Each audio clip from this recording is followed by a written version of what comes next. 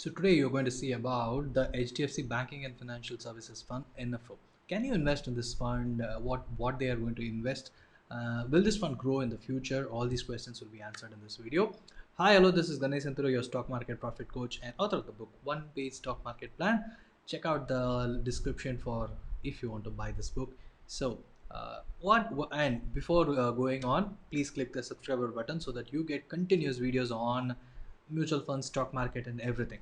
So today's topic is specific to NFO and which is launched by HDFC, and the launch date is today. So NFO period is 11th June to 25th June. So you can invest. Can you invest in this? So I'm not saying you can. So can you invest in this mutual fund NFO? So let's look at this one, because this category is not something unique, not new, and already in the market we have ICICI, SBI, IDBI, Nippon, Mirae, Tata, UTI, Taurus, LIC, and Adithya Birla. So almost many funds are already launched, and HDFC looks like a latest entrant in this segment. And for your information, HDFC is almost like after a long period is launching this category of fund, because UTI, ICICI, Nippon is having this fund for more than 10 years with average returns of ICICI leading by 16%, LIC, Nippon, and UTI leading by more than 10 to 12% in that range. And SBI in the last 5 years has done exceedingly well and given more than 18% returns in this fund. In case of direct, it is going to be much higher. So, and why you can consider this investing in HDFC Banking and Financial Services Fund is that because it's a multi-cap strategy. That is one best thing. Again, they are going to invest in not only in banking stocks alone. They are going to invest in banking stocks, microfinance stocks, and something like Manappuram Finance, and all these will come under this gambit. And also small banks. So many stocks got launched, right? So many companies got launched. And also, if any new company is going to come in as IPO, they are planning to get into that as well. And credit card companies, and as of now only SBI is there, so more can come. And life insurance, as of now a couple of companies are there. And mutual fund companies, couple of companies got launched, many are in the process of getting launched. And DMAT, the CDSL is already got listed. And all these subsectors of finance, they all come under financial services, and Bajaj Finance and all these. So if you consider all these things, all are under penetrated. If you take banking, India has just $2 trillion economy, 2.5 trillion economy, and we are aspiring to become a $5 trillion economy. It's like huge, almost getting doubled from the current status. So if India needs to become that stage in the next 10 years, because that is the growth we are expecting. So everything will grow, especially banking and financial services. The economy improves, all the financial service sector like credit cards, Bajaj Finance kind of stocks, and everything is going to improve. So there is a huge possibility of this sector to perform from here in the next 10 years strategy, 10 years. So they are all, HDFC is also going to do, and they are one of the oldest mutual fund company. So you can trust them, trust them in the sense like the funds that performed exceedingly well. The HDFC Flexi Cap Fund, which was launched in 1996, is still doing exceedingly well with more than 18% returns since inception. This shows how strong they are in the mutual fund industry. So more about HDFC Flexi Cap in the next couple of videos. Okay. So the minimum investment, how much you can do is minimum 5,000 rupees you need to invest, and maximum there is no limit, and in multiples you can start doing. And as I said, NFO period is from 11th June till 25th June. And as I said, the banking sector is bound to grow. And what are the initial challenges right now? Because private sector banks are almost high, the valuation is very high. The last 1 year, almost everybody started investing, and all the private sector banks like HDFC, including the ICICI, Axis Bank, everybody are at its high valuation compared to the last previous 5 years or 10 years.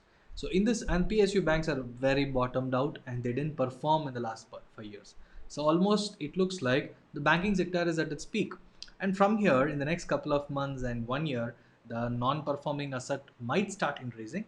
And also, the initial the if NPAs increase automatically, this if the entire stock market is correcting, the banking stocks including this also may correct, right?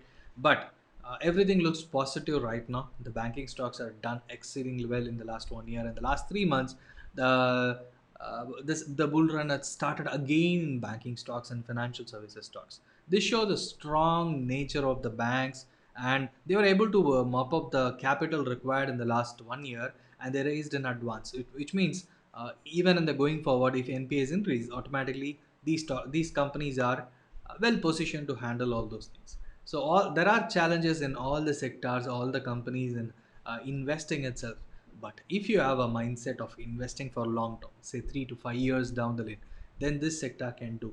And remember, when you are going to getting into sector specific, you need to be like have a mindset of investing for 5 to 7 years of minimum. And as I said, 10 years is a very long term for the stock for the economy to build double.